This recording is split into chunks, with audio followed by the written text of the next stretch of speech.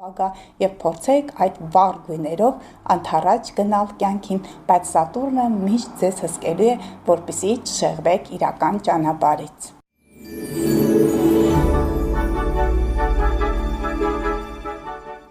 Սիրելի հետևորդներ, փաստորեն Մերկուրին մենք դիտարկում ենք մայիսի 10-ից մտել է արդեն ցուլի կենդանակերպ, մայիսի 26-ից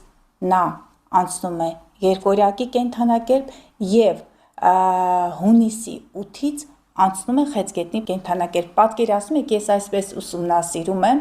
նա շատ կարճ ժամանակահատվածում է մնալու երկորյակի կենդանակերպում։ Նախ հանդիսանում է երկորյակի ղեկավարը եւ ունի շատ մեծ արագություն, ուրեմն պետք է հասցնեք, սիրելի հետևորդներ, որպեսզի այն գործերը, որոնք դուք պետք է սկսեք, այն գործերը, որոնք կապված են ինֆորմացիայի, տեղափոխությունների, տեղեկատվության փոխանցման, փոխադրամիջոցների, կարող եք գնել շարժական գույք, մեքենաներ եւ հենց դրա համար, գիտեք, ամենաբարենպաստ օրերից մեկը դա մայիսի 27-ն է։ Ինչու? Որովհետեւ ամսի 27-ին տեղի է ունենալու նորալուսին։ Նորալուսինը երկորյակի կենդանակերպում եւ գիտեք ամենաբարենպաստ նորալուսիններից է, բայց մենք ունենք նորալուսին հունիսի 25-ի մոտակայքում,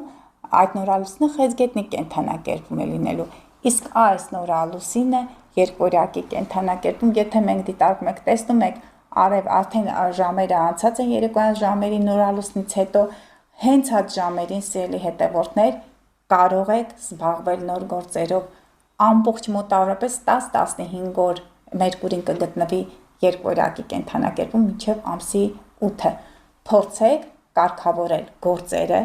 լուսինը այսպես լուսամփոփի դեր կկատարի, ինֆորմացիան կվերցնի եւ կգնա առաջ։ Գրանցվեք նոր դասերի, գրանցվեք տեղեկատվության եւ ինֆորմացիայի ստացման, մշակման այդ բոլոր գործընթացներին։ Նոր գործեր սկսեք, գնեք մեքենաներ, փոխադրամիջոցներ, ի վերջո շփումների եւ խոսակցությունների, բանակցությունների համար ամենաբարենպաստ ժամանակահատվածն է։ Եթե ցանկանում եք նոր էջեր բացել, սոցկայքերում, սոցհարթակներում ակտիվ լինել, համախոհների ներգրավել, ապա սիրելի հետևորդներ,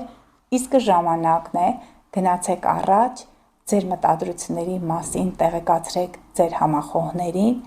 ձեր մտերիմներին, հարևան, բարեկամ, քույր, եղբայր եւ փորձեք ստեղծել մի համակ խումբ, եւ որտեղ դուք կարող եք ձեր